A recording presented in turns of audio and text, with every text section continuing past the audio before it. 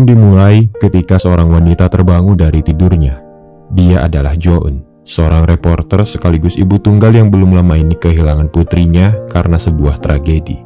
Putrinya dibunuh oleh seorang kakek pengidap penyakit demensia yang sekarang kondisinya sedang kritis di rumah sakit. Di hari itu Jo-eun menyuarakan aksinya seorang diri berdiri di rumah sakit sembari membawa spanduk yang bertuliskan kejahatan tidak bisa dimaafkan. Dia melakukan itu sebagai bentuk protes karena ternyata kakek yang membunuh anaknya itu tidak dihukum. Hal itu terjadi karena tidak ada seorang pun saksi yang bisa membuktikan kejahatannya. Seorang reporter yang menjadi senior Jo-eun datang di hari itu untuk mengambil gambar aksi tersebut dan memuatnya ke dalam media. Senior itu memperingatkan Jo-eun bahwa aksinya itu tidak berarti karena tidak ada reaksi apapun dari orang-orang sekitar. Tidak banyak yang bisa dilakukan reporter itu selain membawakan koran terbaru untuk Jo-eun tentang kakek yang sudah membunuh putrinya itu. Di lain tempat, seorang pria melihat aksi Jo-eun di sebuah media dan dia terlihat sangat menyesali kejadian tersebut. Dia adalah Ho-min, putra dari kakek yang sudah membunuh putri Jo-eun. Dia terlihat sangat frustasi saat menanggung semua beban dosa dari ayahnya itu. Beberapa hari kemudian, Jo-eun sudah membulatkan tekadnya untuk mengakhiri hidup.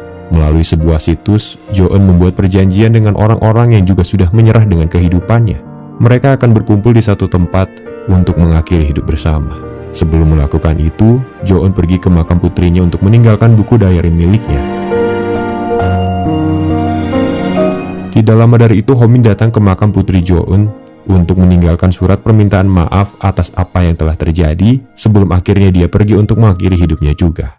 Sama seperti Jo-eun, Ho-min sudah membuat perjanjian dengan 3 orang yang juga akan mengakhiri hidupnya.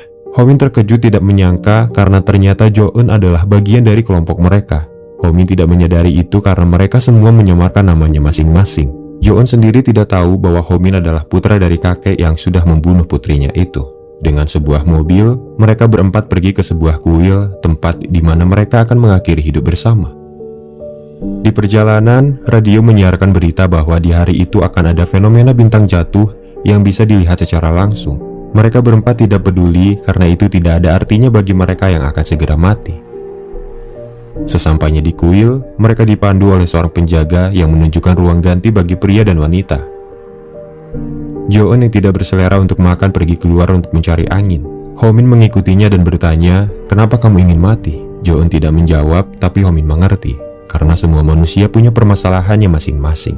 Ho-min bertanya sekali lagi, apa yang akan terjadi kepada mereka jika bertemu sebelum memutuskan untuk mati seperti ini? Jo-eun hanya menjawab tidak ada kata jika dalam kehidupan manusia, sebelum akhirnya dia kembali berkumpul. Di malam itu, mereka menutup semua jendela dan sela-sela pintu dengan rapat. Seorang wanita menangis karena teringat dengan masalah yang sedang dia hadapi. Dia adalah Sea, seorang wanita yang menyesal karena sudah tertipu oleh agensi musik palsu. Ketika wanita itu bertanya kenapa Jo-eun ingin mati, Jo-eun menjawab itu karena putrinya Ye-eun sudah tidak ada. Mereka meminum obat tidur sebelum akhirnya menyalakan briket batu bara yang akan meracuni mereka semua. Ketika karbon monoksida mulai menyebar, Sea dan seorang pemuda lainnya terbangun karena tidak kuat menahan sesak nafasnya. Mereka berdua berusaha untuk keluar, sementara Jo-eun dan Ho-min mulai lemas tak berdaya. Mereka berempat gagal untuk mati dan akhirnya dilarikan ke rumah sakit. Jo-eun terbangun dari masa kritisnya, sementara Ho-min dinyatakan telah meninggal dunia. Tepat pada pukul 12 malam, waktu tiba-tiba mundur di mana Jo-eun terbangun lagi di pagi hari yang sama. Dia nampak bingung saat mengulangi kejadian serupa di hari itu. Jo-eun mencoba untuk mengesampingkan kejanggalan tersebut dan mengikuti alur yang sama seperti sebelumnya. Namun, lagi-lagi dia gagal dan kali ini dia terbangun 1 hari sebelumnya. Sejak saat itu, setiap jam 12 malam, Jo-eun akan menghilang dan terbangun di hari sebelumnya. Dia menceritakan kejadian itu kepada adiknya, di mana tentu saja dia tidak akan percaya. Pada akhirnya, adik Jo-eun yang bisa membaca kartu ramalan meminta sang kakak untuk memilih 3 kartu yang dia sediakan. Kartu pertama adalah pertanda karma. Jo-eun terikat oleh masa lalu dan dia harus bisa berdamai atau merelakannya. Kartu kedua adalah pertanda bahwa Jo-eun sedang diawasi oleh seseorang. Kartu ketiga memberi sebuah penjelasan bahwa jika Jo-eun ingin memecahkan masalah, maka pada dasarnya itu dapat diselesaikan. Kuncinya hanyalah berusaha dan Jo-eun tidak pernah melakukan itu sebelumnya. Ramalan itu menandakan bahwa apa yang terjadi kepada Jo-eun adalah karma. Dia lebih memilih untuk mengakhiri hidupnya daripada merelakan putrinya dan terus menjalankan hidup. Sembari memikirkan fenomena itu, waktu terus mundur setiap jam 12 malam, dan Jo-eun akan terbangun di hari sebelumnya. Serangkaian kejadian di masa lalu terus dialami oleh Jo-eun. Dia bertemu kembali dengan rekan reporter yang pernah membantunya. Namun, kali ini Jo-eun mengambil tindakan yang berbeda. Dia dibutakan oleh amarah dan memutuskan untuk membunuh sang kakek yang menjadi tersangka. Di malam hari, Jo-eun datang ke rumah sakit dan menemui sang kakek yang terbaring lemah. Jo-eun menangis di antara dendam dan keikhlasan. Dia mulai bimbang dan memikirkan kembali niatnya tersebut. Namun, sang kakek yang tiba-tiba tersadar membuat Jo-eun takut dan akhirnya dia berusaha untuk membungkamnya. Di saat yang sama, Ho-min datang ke ruangan ayahnya itu dan melihat langsung kejadian tersebut. Jo-eun terkejut dan bertanya dalam hati, kenapa Ho-min ada di sini? Ho-min tidak sempat mengejar Jo-eun karena waktu sudah menunjukkan pukul 12 malam. Di mana dia akan menghilang dan kembali ke hari sebelumnya. Hari demi hari Jo-eun lewati, walaupun kini tidak ada kata esok dalam kehidupannya. Memasuki tahun 2017, Jo-eun menghadapi hari kematian putrinya dan tibalah saat di mana misteri pembunuhan itu akan terungkap. Jo-eun tertidur di malam itu sebelum akhirnya dia terbangun di hari kemarin, hari di mana dia kehilangan Yeon putrinya. Di pagi hari, Jo-eun berlari untuk menemui putrinya yang saat ini berada di sekolah asrama. Jo-eun menelpon guru putrinya dan memintanya untuk terus mengawasi Yeon. Jo-eun meminta gurunya untuk berjanji tanpa meninggalkan penjelasan apapun untuknya. Di saat yang sama, Ho-min dihadapkan oleh godaan dari ayahnya yang terus bertingkah. Penyakit demensia yang diderita ayahnya itu membuat dirinya selalu kewalahan karena sang ayah sangat sulit untuk diatur. Ho-min memutuskan untuk mengurung ayahnya di rumah saat dia akan pergi menghadiri interview pekerjaan. Sang ayah terus mengoceh dan berkata bahwa dia ingin memberikan telur untuk Ho-min, putranya itu. Ho-min mulai merasa lelah dengan semua cobaan itu dan akhirnya dia melepaskan sang ayah dengan harapan dia tidak akan pernah kembali lagi. Sementara itu, Jo-eun yang sudah tahu bahwa akan ada pembunuhan meminta polisi untuk segera datang ke sekolah Yeon. Di saat yang sama, guru sekolah mulai mengantuk saat dia mengawasi anak-anak yang masih tertidur.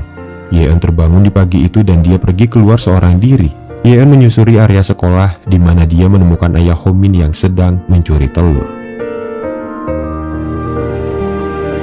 Polisi tiba di sekolah dan mulai memeriksa keadaan di sana.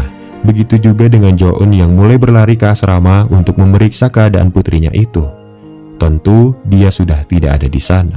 Sementara itu, Yeon dan ayah Ho-min berjalan menyusuri tepi kolam sembari membawa telur yang mereka ambil sebelumnya. Telur Yeon jatuh ke dalam kolam dan ayah Ho-min berusaha untuk mengambilnya.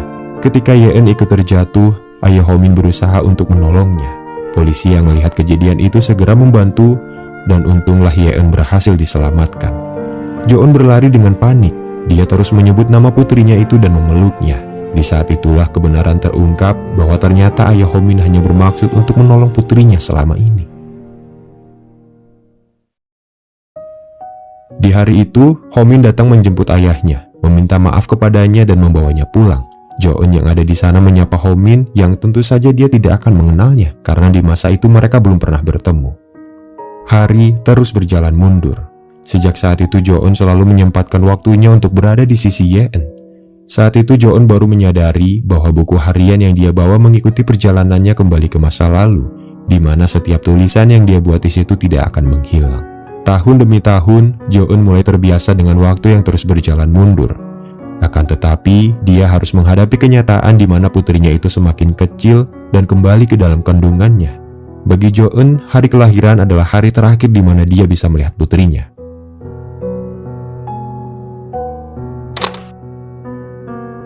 Di suatu malam, Jo-eun menemukan surat milik Ho-min yang terbawa dari masa depan. Dalam surat itu, Ho-min menyesali perbuatan ayahnya yang saat itu kebenaran belum terungkap. Kali ini Jo-eun yang mulai menyesal atas apa yang telah dia lakukan kepada ayah Ho-min di malam itu. Untuk menebus kesalahannya itu, dia berusaha mencari keberadaan Ho-min melalui media sosial. Dia juga menemukan website milik salah satu pemuda yang ikut mengakhiri hidupnya di malam itu. Dia adalah Junho, yang saat ini duduk di bangku SMA. Jo-eun berusaha menemuinya di sekolah, di mana ternyata Junho juga mengalami kemunduran waktu. Jo-eun beranggapan bahwa pasti ada alasan kenapa semua ini terjadi. Junho berpendapat bahwa ini adalah pemberian dari Tuhan, karena kehidupan dia yang sebelumnya sangat menyakitkan. Junho sudah rela hidup seperti ini, bahkan jika harus kembali ke dalam kandungan dan menghilang selamanya. Berbeda dengan Junho, Jo-eun masih berusaha untuk menghentikan kemunduran waktu ini agar dia bisa kembali hidup bersama putrinya. Walaupun tidak yakin, Junho berpendapat bahwa fenomena ini berhubungan dengan jatuhnya komet di malam saat mereka mencoba mengakhiri hidup. Belum sempat menjelaskan maksud dari perkataannya itu, Junho membawa Jo-eun pergi menemui Sea, wanita yang menyesal karena telah tertipu. Mereka berdua berusaha menyelamatkannya karena dia tidak mengalami kemunduran waktu. Tapi sayangnya dia tidak percaya dan tetap termakan oleh rayuan penipu itu. Jo-eun datang menemui adiknya yang sedang menjaga kafe. Saat itu Jo-eun tidak menyangka bisa bertemu dengan Ho-min yang sedang bekerja mengantar mebel ke kafe. Sadar bahwa Ho-min tidak akan mengenalinya, Jo-eun meminta kartu namanya supaya dia bisa menghubunginya lagi. Kembali ke hari kemarin, Jo-eun datang ke perusahaan mebel tempat di mana Ho-min bekerja. Jo-eun terus mengikutinya sembari memikirkan kemungkinan masa depan yang bisa berubah jika dia bisa membuat Ho-min mengenali dirinya. Jika itu terjadi, Jo-eun berharap Ho-min bisa mencegah tragedi kematian putrinya itu. Tentu itu bukan perkara mudah karena setiap jam 12 malam Jo-eun akan terbangun di hari kemarin, di mana orang baru yang dia temui di hari itu tidak akan mengenalinya lagi. Walau demikian, dia terus berusaha dan pantang menyerah. Di waktu yang terus berjalan mundur, Jo-eun menemui Ho-min yang saat itu belum mendapat pekerjaan. Jo-eun memperkenalkan dirinya dari awal dan berusaha lebih akrab dengannya. Jo-eun bercerita bahwa saat itu dia sedang hamil sekitar 10 minggu, tapi ayah dari anaknya itu pergi meninggalkannya sebelum menikah. Walaupun di hari itu mereka sudah mulai akrab, semuanya menjadi sia-sia ketika waktu menunjukkan pukul 12 malam dan Jo-eun kembali ke hari kemarin. Suatu ketika, Jo-eun akhirnya mengetahui penyebab kenapa ayah Ho-min mengidap penyakit demensia. Semua itu berawal ketika Ho-min masih menjadi seorang atlet gulat, di mana ayah Ho-min sangat mendukungnya. Ho-min terus berlatih hingga akhirnya dia terpilih menjadi atlet tingkat nasional. Saat bertanding dengan lawan yang lebih kuat, Ho-min mulai tertekan dan dia memaksakan diri untuk terus menghadapinya. Tidak ingin putranya cedera, ayah Ho-min berteriak histeris meminta putranya itu untuk menyerah saja. Di saat itulah otaknya mengalami kerusakan dan gejala demensia mulai menjangkit pada dirinya. Jo-eun sudah melarang Ho-min untuk bertanding, tapi dia tidak percaya dan semuanya berakhir sebagaimana mestinya. Pada akhirnya, Jo-eun mulai menyadari bahwa dia tidak mempunyai kapasitas untuk merubah hal-hal besar. Setelah kembali ke hari kemarin, Jo-eun menemui Ho-min yang saat itu masih sehat dan giat berlatih. Sadar bahwa dia tidak bisa merubah masa depan, Jo-eun tidak lagi berharap banyak kepada Ho-min. Satu hal yang bisa dia lakukan hanyalah menuliskan semua kejadian yang dia alami pada buku diary miliknya. Dengan semangat hidup yang terus berkurang, Jo-eun meminta penjelasan dari Junho mengenai perkataan sebelumnya tentang bintang yang jatuh.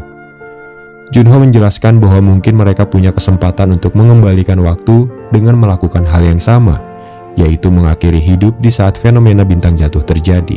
Junho menjelaskan bahwa tahun 2011 adalah waktu yang tepat, karena pada tanggal 1 bulan April akan ada bintang yang jatuh.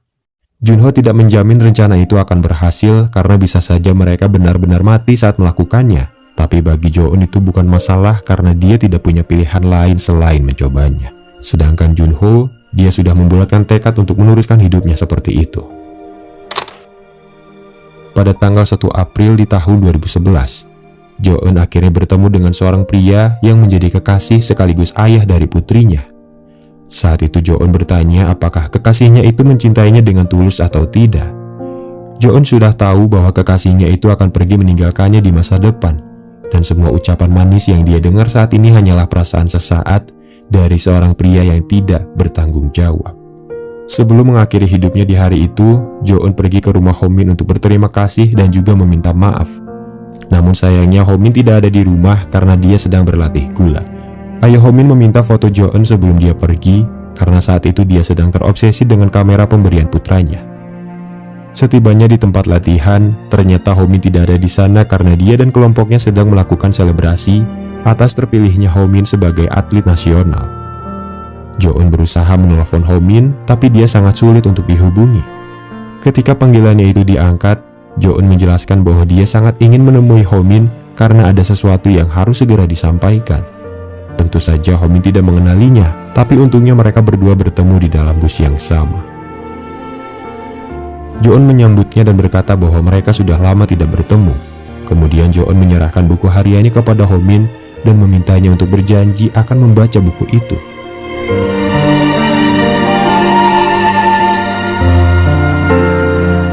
Saat membacanya, serangkaian kejadian di masa depan mulai muncul dalam ingatan Ho-min. Walaupun sulit untuk dijelaskan, kejadian di masa depan mengalami paradoks dan mulai mempengaruhi ingatan Ho-min saat ini. Jo-eun sudah siap untuk melompatkan dirinya ke sungai ketika bintang mulai jatuh. Harapan Jo-eun kali ini berbeda. Dia melakukan itu untuk hidup, bukan untuk mati seperti apa yang dia lakukan sebelumnya. Ketika Jo-eun melompat, waktu miliknya kembali maju dan harapannya untuk tetap hidup terkabulkan. Jo-eun terbangun di rumahnya pada tanggal 2 April dan dia kembali melanjutkan hidupnya dengan penuh rasa syukur. Begitu juga dengan Ho-min yang sejak saat itu selalu membawa buku diary milik Jo-eun untuk membaca kisah perjalanan waktunya. Buku itu menyelamatkan Ho-min dari kekalahan saat dia bertanding di kejuaraan nasional. Dia berhasil membalikan keadaan dan ayah Ho-min terhindar dari penyakitnya. Di lain tempat, Junho bertemu dengan seorang gadis yang akan menjadi istrinya di masa depan.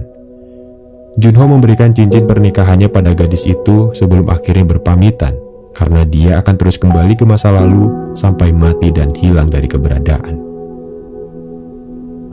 9 bulan kemudian, Ye-eun terlahir kembali dan Jo-eun sudah menanti kehadirannya. Pertemuan tragis antara Jo-eun dan Ho-min berubah menjadi reuni mengharukan setelah mereka saling menunggu satu sama lain. Film ini berakhir dengan bahagia di mana Ye-eun terhindar dari tragedi kelamnya dan terus hidup bersama sang ibu.